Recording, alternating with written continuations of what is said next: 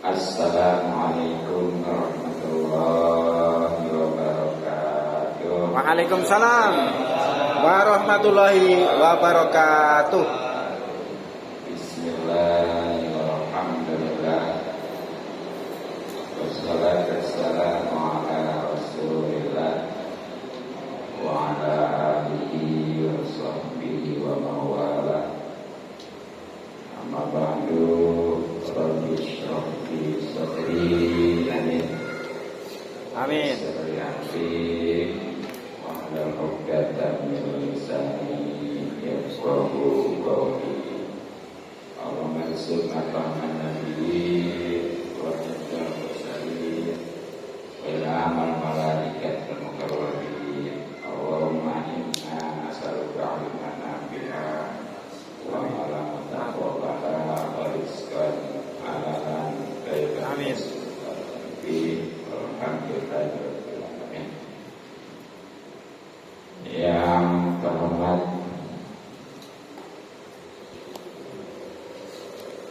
Alhamdulillah Ustaz Haji Bidayah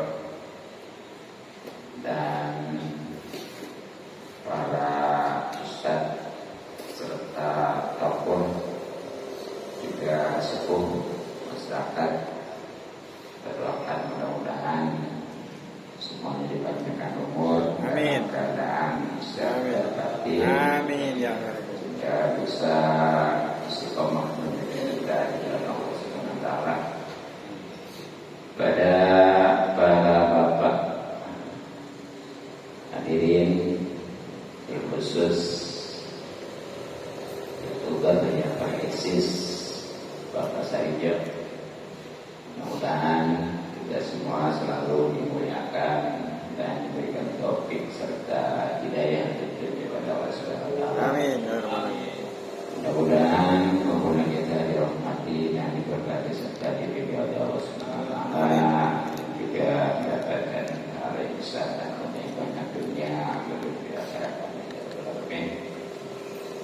Terutama para yang bersilaturahmi, mudah-mudahan rezeki kita dimudahkan dan dibanyakan serta diberkatkan. Terlebih lagi pahala dan keuntungan gaji yang memang hukumnya sangat wajib.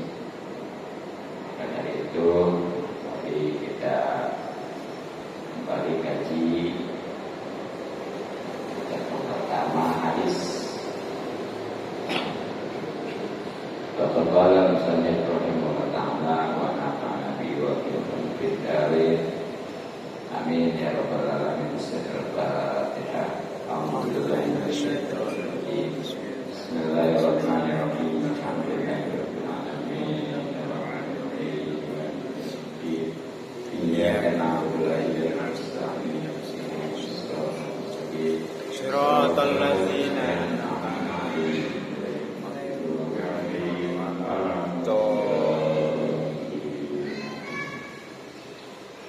Bismillahirrahmanirrahim. Waqala dan telah bersabda An-Nabiyyu Kanjeng Nabi sallallahu alaihi wasallam.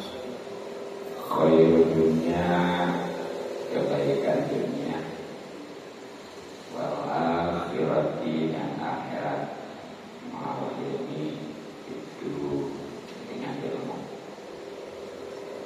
Wa syaraful dunia, dan kemuliaan dunia, wal akhirati, juga akhirat, ma'al ilmi, juga dengan ilmu.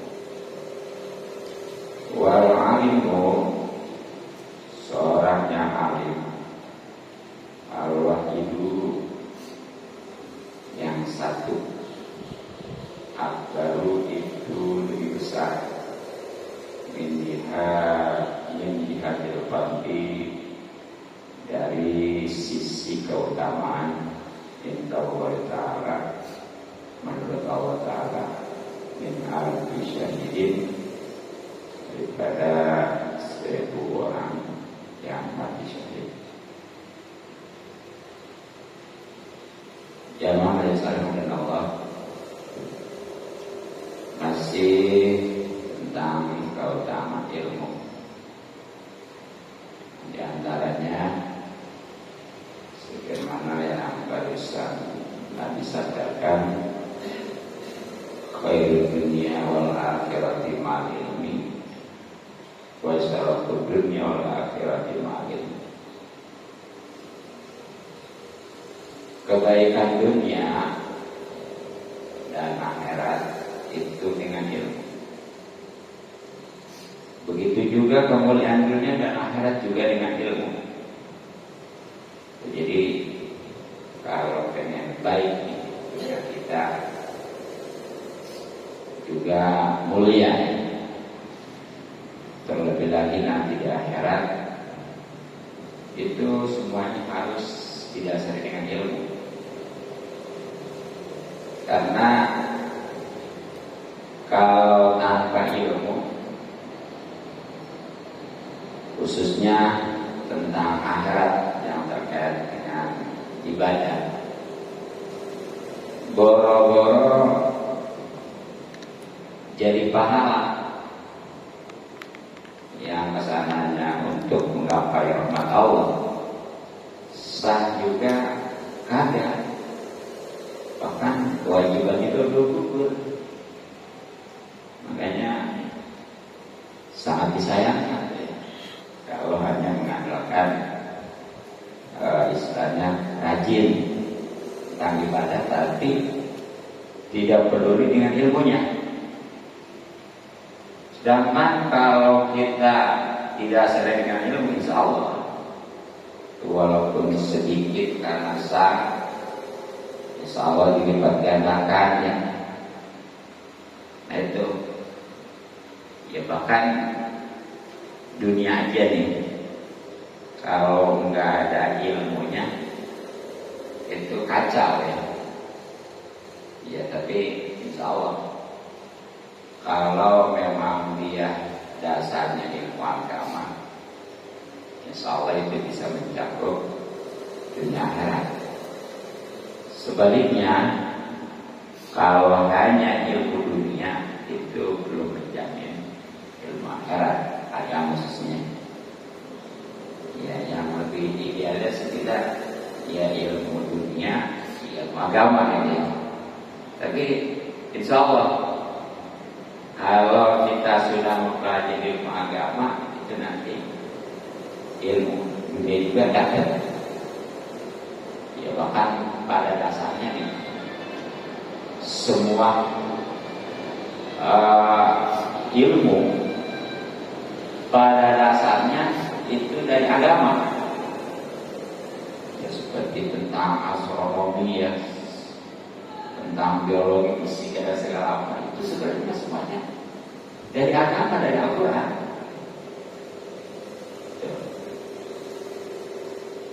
Nah makanya sebagaimana tadi Nabi sadarkan juga, wal alimul wahid, seorang yang berilmu walaupun satu itu lebih besar dari sisi keutamaannya menurut Allah daripada 1000 orang yang mati syahid. Jadi orang yang berilmu agama ini yang diamalkan ya. Jadi setiap berbicara alim itu harus ditegaskan ilmunya ilmu agama dan diamalkan. Misalnya bagaimana kalau ilmu dunia nggak masuk, atau bahkan ilmunya ilmu agama tapi tidak diamalkan, sama aja. Jadi ilmunya ilmu agama dan diamalkan bagi menurut alim. Itu walaupun satu, itu kalau menurut Allah lebih besar keutamaannya daripada 1000 orang yang mati syahid. Padahal kan memang kalau mati syahid ya, khusus syahid dunia akhirat, itu satu juga luar biasa. Karena jelas dan emang udah nggak bakal dihisab lagi. Ya, dan di sananya itu sudah menanti bidadari-bidadari, bahkan kenikmatan yang lainnya. Sehingga yang namanya Rahmati Said itu pengen dihidupkan kembali, tapi bukan untuk senang-senang. Pengen mati Said lagi, bahkan lebih sadis daripada pernah dialami. Jadi orang mati Said kan walau itu makin sadis kelihatannya, itu makin dekat. Makanya ya seperti di negara-negara konflik gitu ya, di Palestina itu kan karena kelihatan itu ngeri gitu ya. Tapi kok mereka tersenyum gitu lagi. Itu kan memang sudah digambarkan gitu ya, soalnya juga. Sehingga sesakit apapun udah gak terasa, yang ada justru nikmat. Itu satu aja luar biasa. Apalagi ini lebih baik bahkan daripada 1000 orang yang mati syahid. Ya bagus, kayak lagi orang yang mati syahid ya, dunia akhirat khususnya. Tapi ternyata itu masih lebih bagus orang yang alim.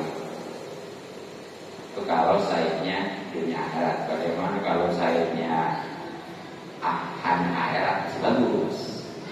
Insya Allah bisa dihindarkan dari siksa kubur ya, seperti orang mati atau mati malam Jumat atau hari Jumat, seperti dia mati karena tenggelam, seperti karena terbakar atau menangkap. Tapi semua itu harus ada dasar iman. Jadi jangan asal wah dia matinya hari atau malam Jumat syahid akhirat, belum tentu. Bagaimana ada imannya kan? Gitu ya, masih bagus tapi ya, seperti kalau perempuan yang mati melahirkan itu saja akhirat. Tapi kita mitosnya kalau ada orang yang mati habis melahirkan itu menakutkan ya.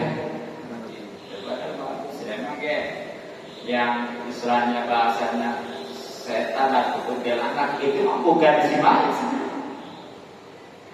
Jadi harus dipahami, harus diyakini bahwa yang namanya orang kesurupan segala apa itu bukan si mayat. Sebab si mayat mana? Seandainya dia memang sudah merasakan nikmat kubur, ngapain dia harus kelayapan gitu ya? Apalagi kalau disiksa boro-boro kelayapan. Berarti kan gitu ya, bukan marah. Kalau jangan percaya itu. Memang setan ini berbagai cara ya untuk menyesatkan manusia. Alhamdulillah.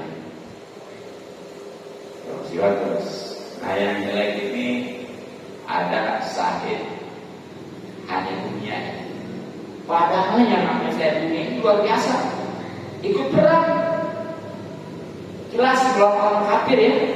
Sangat sama saya dunia akhirat tadi. Tapi niatnya beda. Kalau yang saya dunia akhirat mah betul-betul perang melawan orang kafir dengan menegakkan agama ya, wafatnya juga di medan perang. Sekali lagi karena menegakkan agama, membela agama, ikhlas gitu ya. Tapi kalau syahid hanya dunia itu walaupun ikut perang melawan orang kafir, bahkan sampai gugur di medan perang, tapi niatnya pengen disebut berani, pengen terkenal dan lain sebagainya, itu ya tetap nggak bakal dapat keuntungan yang sangat disayangkan. Jadi dari itu dasarnya orang alim walaupun satu itu lebih baik dari sisi keutamaan menurut Allah daripada sebuahnya mati syahidnya. Nah makanya dijelaskan di sini, walaupun tadi udah di garis bawah ya, wal muradu, dan yang dimaksudkan minal alimi dari seorang alim di hadis pada hadis ini, wahwa yaitu alimun orang yang tahu, yang berilmu agama, amilah yang diamalkan biilmihi dengan ilmunya. Jadi pengertian alim-alim tadi situ orang yang berilmu agama dan diamalkan gitu ya. Qala kemudian bersabda Kanjeng Nabi sallallahu alaihi wasallam, Inna Allah Ta'ala sungguhnya Allah Ta'ala khalaqa itu telah menciptakan tahta arsy di bawah arsy Madinatan sebuah kota maktuban yang tertulis ala babiha atas pintunya tulisannya manzaro siapa orang yang berkunjung al ulama kepada ulama bakaan nama zaro maka seakan-akan ia ziarah alamiah kepada para. Jadi terkait tentang keutamaan orang yang beriman sampai-sampai Nabi juga bersabda di mana ya inna wa ta'ala malakata ta'ala simadinatan maktuban ala badir manzarul al-baqa'ana masyarakat. Jadi Allah sudah menciptakan ya di bawah arsy. Arsy itu di mana? Di atas langit ketujuh. Jadi di atas langit ketujuh di bawah arsy ya. Sebuah kota. Ya namanya kota kan pasti besar ramai ya. Tapi di sana nama penghuninya bukan manusia biasa ya, malaikat ya. Nah di mana kota itu ada gerbangnya. Nah di gerbang itu ada tulisan tertulis ya manzarul ulama maka adama zarul hadiah. Siapa yang mengunjungi ziarah-ziarah itu mengunjungi baik yang masih hidup ataupun sudah meninggal. Ulama tadi itu. Jadi ulama menjawab dari alim. Kalau alim satu, kalau ulama banyak gitu. Ya walaupun satu istilahnya ini ziarah yang dikunjungi baik sekali lagi masih hidup ataupun sudah meninggal ya doakan. Maka itu seakan-akan dia telah ziarah sudah berkunjung kepada para nabi khususnya Nabi kita Muhammad sallallahu alaihi wasallam. Nah yang namanya kita berkunjung ya kepada nabi kita, seandainya nabi masih ada tentunya kan sulit ya karena nabi di Madinah. Sedangkan kita di Indonesia perlu berapa Mas? Betul. Betul. Nah apalagi Nabi sudah kurang lebih 150 tahun yang lalu. Ya kurang lebih ya sebenarnya mama. Ya sudah wafat. Jadi seandainya ke sono pun belum tentu ketemu. Tapi ternyata dengan kita berziarah mengunjungi kepada orang alim baik yang sudah meninggal ataupun yang masih hidup itu seakan-akan kita sudah mengunjungi kepada para nabi khususnya Nabi kita Muhammad sallallahu alaihi wasallam. Nah walida dan karena ini hadis qala telah bersabda Nabi sallallahu alaihi wasallam julusu sa'atin duduknya 1 jam indal ulama di sisi ulama ahabu itu lebih dicintai ilallah menurut Allah bagi Allah min ibadatin al-kisanatin daripada ibadah sebentar. Ini saking utamanya orang alim ya sampai-sampai duduknya kita bersama dengan orang alim mau ngaji atau segera ngobrol aja gitu ya. Sebab walaupun hanya sekedar ngobrol dengan orang alim pasti itu syarat dengan ilmu kan? Ya, nggak usah banyak, nggak usah lama, 1 jam aja bisa. Gitu ya. Nah itu ternyata lebih baik daripada ibadah 1000 tahun. Nah kita boro-boro ibadah umur juga belum tentu betul. Sekarang 100 tahun aja udah repot, udah jarang. Seandainya ada 100 tahun belum tentu dipakai ibadah semua. Bahkan seandainya dipakai ibadah semua belum tentu sah diterima. Tetapi dengan kita duduk bersama dengan orang alim nih, ya itu ternyata lebih baik daripada ibadah 1000 tahun. Ya, tapi yang mentang-mentang karena sudah duduk bersama dengan orang alim itu lebih baik daripada ibadah 1000 tahun. Udah gak mau sholat lagi. Jangan ya, betul. Jadi itu kewajiban masing-masing. Dan seandainya lah katanya yang ngajarnya juga itu mah boro-boro ulama ya, Ustaz juga bukan katanya. Tapi sekali lagi, kalau memang yang dibaca itu kitab, otomatis di kalangan ulama bahkan wali.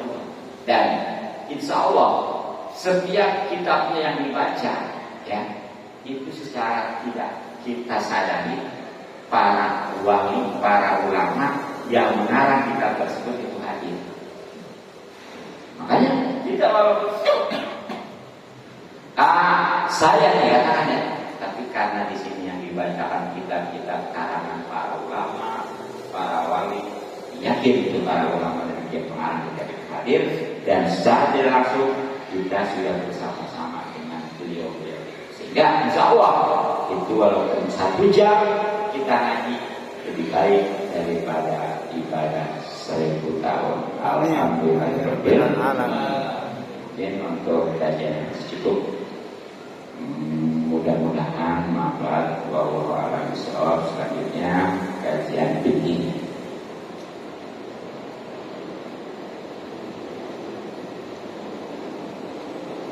Jamaah disalihkan dan Allah, untuk kajian fikihnya masih tentang zakat ya. Khususnya syarat wajib zakat binatang ternak. Nah, sebagaimana telah kita ketahui bahwa dari binatang yang wajib dizakati itu hanya 3 macam ya.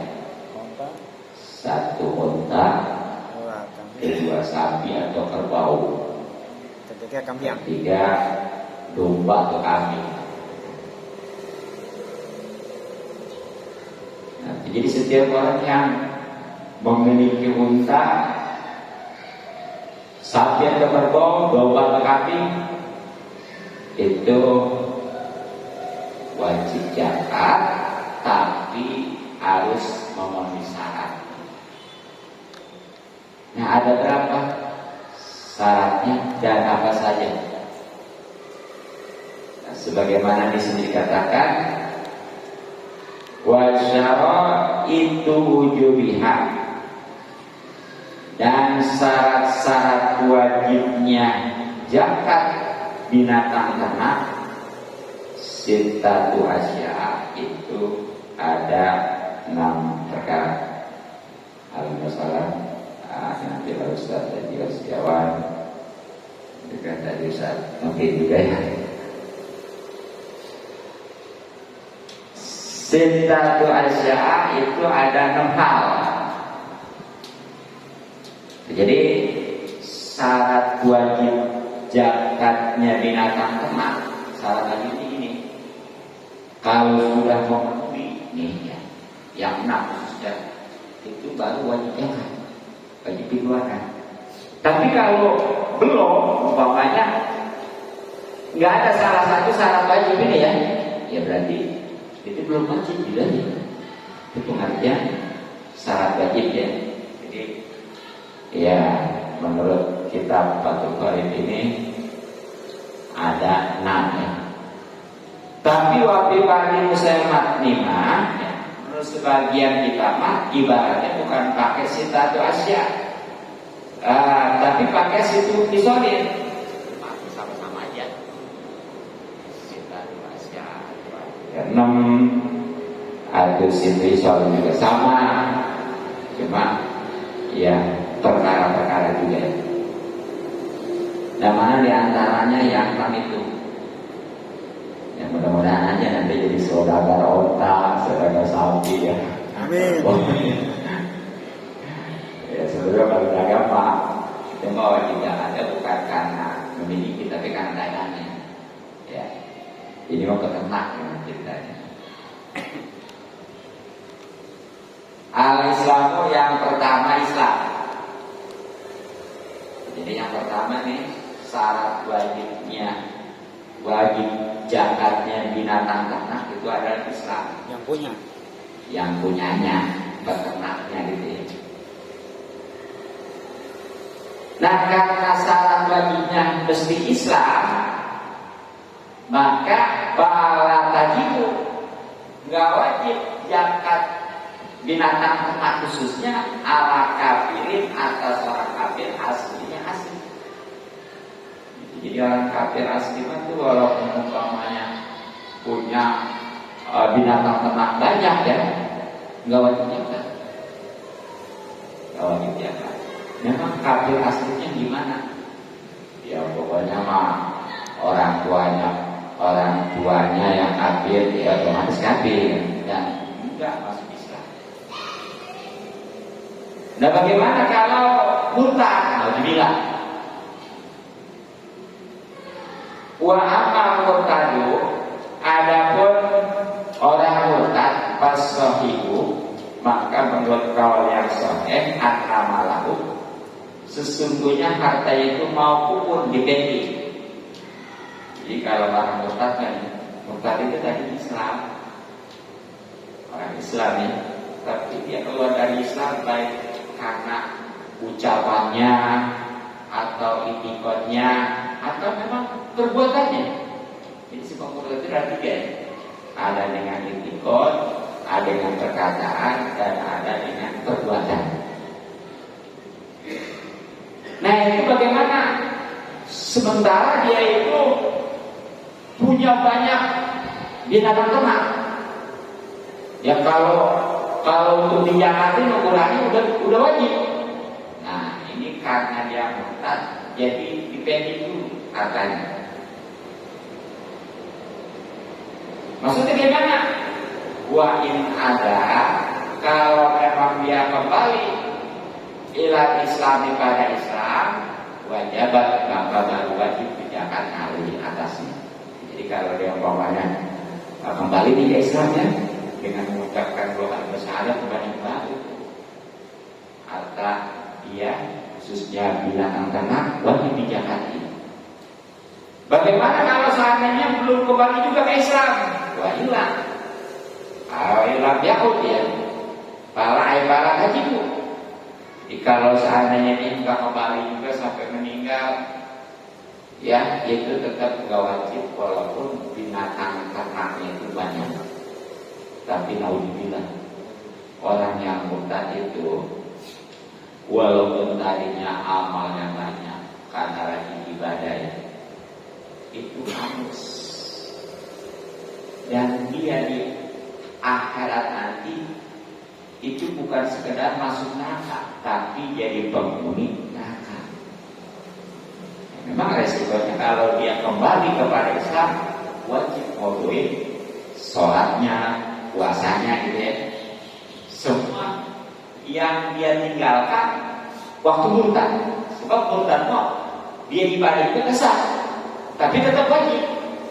Jadi orang murtad mah ibadah wajib tapi kesal. Makanya ketika kembali ke Islam wajib hukum. Begitu. Nah termasuk ini masalah zakat juga, ya khususnya zakat binatang ternak. Pada waktu murtad, iya itu pada dasarnya memang kan itu tadi dipending hartanya ya. Tapi nanti setelah dia kembali ke Islam baru dikeluarkan. Adapun kalau dia sampai wafat, sampai meninggal belum juga kembali, ya udah memang nggak wajib. Tapi tadi hati-hati ya, sangat-sangat disayangkan. Itu yang pertama tuh, syarat wajibnya zakat binatang ternak ya, Islam. Kudu Islam. Wal hurriyatu, yang keduanya merdeka. Jadi yang kedua ini syarat wajibnya zakat binatang ternak adalah merdeka. Merdeka itu bukan seperti umpamanya merdeka negara Indonesia, bukan itu ya. Jadi enggak jadi milik seseorang gitu. Ya lawanannya nanti istilahnya budak. Ya, ini merdeka ini kayak kita sekarang alhamdulillah gitu ya. Merdeka itu enggak dimiliki oleh seorang. Nah bagaimana kalau bagi budak nih? Karena memang di antara syarat wajib zakat binatang ternak itu kudu merdeka, maka para zakata enggak wajib zakat ala rokikin atas budak. Jadi kalau budak ya, budak itu kalau laki-laki namanya abid, kalau perempuan aman. Kalau kita mah amat lagi ya. Nah, ini. Nah itu walaupun dia punya banyak nih binatang ternak, nggak wajib. Gitu. Itu pada dasarnya ya, yang namanya budak.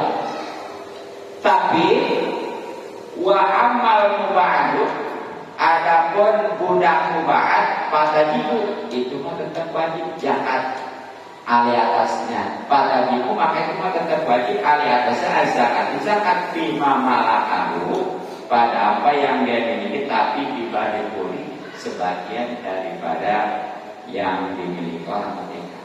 Jadi kalau budak mubahatnya ya, ini bicara budak ini banyak sekali.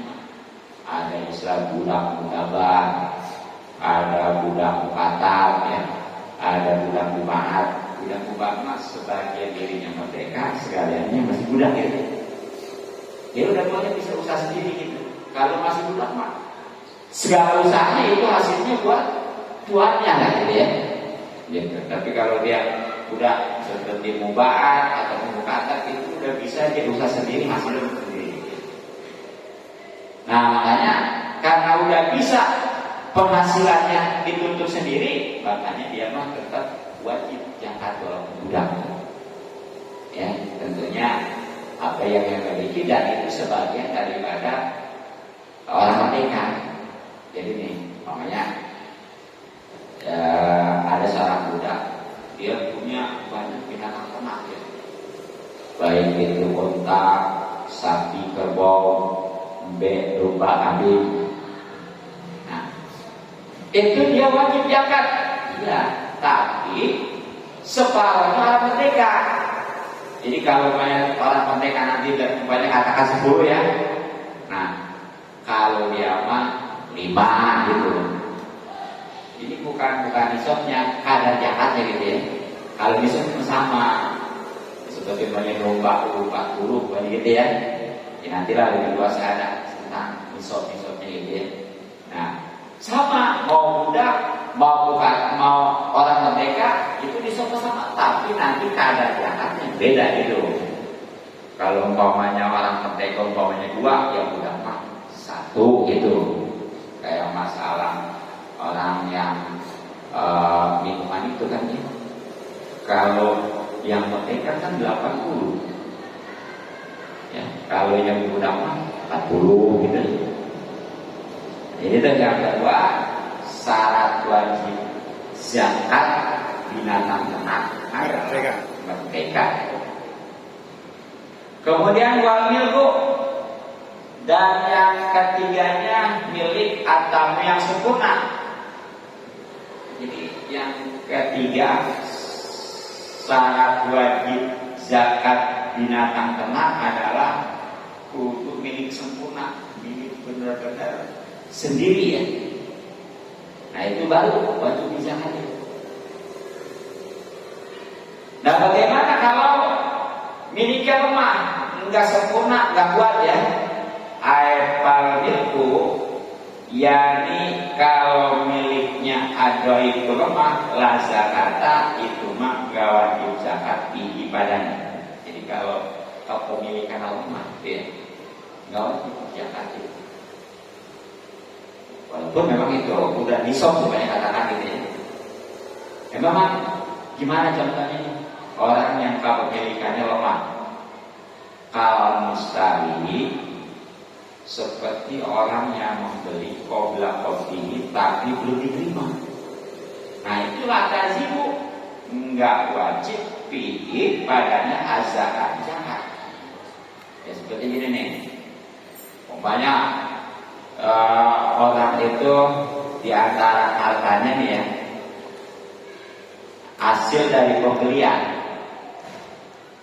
tapi itu yang ia beli, ya maksudnya mau bina hartanya ini dia kan dengan ternak ya. Tapi dari yang ia baru beli ini itu ada yang belum diterima. Ya hanya baru bayar gitu ya, tapi dombanya binatang ternaknya belum diterima gitu ya. Nah itu namanya kepemilikan yang lemah. Nah itu mah walaupun kalau dihitung semua itu udah disok umpamanya ya, iya itu mah nggak wajib zakat karena kepemilikannya itu belum sempurna gitu ya. Nah kamayak tadi ya, sebagaimana yang ditunjukkan kalam musannif oleh perkataan musannif atau pengarang kitab tambahan karena mengikuti lil kauli menurut kaul al qadimi qadim lakin jadi, tetapi kalau menurut kaul jadi mah al wudu itu tadi. Jadi ini nih pada dasarnya ya bahwa kepemilikan yang lemah itu seperti tadi dia mau beli tapi belum diterima ya, itu belum wajib zakat. Itu menurut kalam pengarang kitab karena mengikuti kaul qadim. Tapi yang kuatnya yang utama nih, ini menurut kaul jadid. Jadi ini semuanya kaul yang sampai ini ya. Jadi ada istilah kaul jadid, kaul yang baru gitu ya. Ada kaul qadim, kaul yang dahulu. Ya biasanya memang kalau bertentangan antara kaul jadid dengan kaul qadim itu yang diambil kaul jadid. Karena kaul jadid bisa menjelaskan ala masalah ketua DKM hari ini bila Ustaz Haji Imam Basuki. Ya karena kaul jadid itu bisa menjelaskan kaul qadim. Ya baik nanti ada beberapa masalah yang kaul qadim itu justru lebih kuat. Contoh waktu sholat maghrib. Kan kalau menurut kaul jadid mah waktu maghrib itu asal waktu untuk wudu ya, menutup aurat, azan, qomat dan sholat 5 rakaat. Sholat 5 rakaat hitungannya maghribnya 3 rakaat, sunahnya 2. Kira-kira berapa menit tuh? Taruh sengaja ya. Itu kalau menurut kaul jadid mah udah habis waktu maghrib. Ya, jadi nggak perlu nungguin waktu seperti umumnya sekarang jam berapa? Jam 7 lewat ya. Tapi karena menurut kaul qadim mah kalau belum sama hayu aja deh gitu ya. Kayak sekarang nah. Alhamdulillah dengan adanya kaul qadim dan memang dalam hal ini mah kaul qadim yang lebih didahulukan ya. Jadi walaupun istilahnya udah setengah jam waktu maghrib itu ya masih boleh selagi belum bisa. Nah, jadi kalau di sini tetap nih kalau jadid yang lebih utama ya karena nggak ada pengecualian, apalagi jadidnya ini diibaratkan dalam usul fikih pakai lakir ya. Kalau dalam usul fikih setiap alam yang diibaratkan dengan lakir ya itu buat ya. Kemudian manisobu dan nisab. Jadi yang keempat, syarat wajibnya zakat binatang ternak itu adalah nisab. Nisab itu sudah umpamanya terpenuhi jumlahnya gitu ya. Ya mungkin nanti dijelaskan lah nisab kontak berapa, nisab sapi berapa, kerbau berapa, kambing ada berapa gitu ya, nanti ada di belakangnya. Ya makanya ngajinya terus kalau enggak. Kemudian wal haul, yang kelimanya adalah haul. Jadi syarat wajibnya zakat binatang ternak yang kelima itu haul. Haul itu apa? Ini kita tahu. Haul bahasanya. Yang kadang-kadang bikin haul pakai haul. Jadi yang benar haul. Ya. Artinya itu bertemu tahun.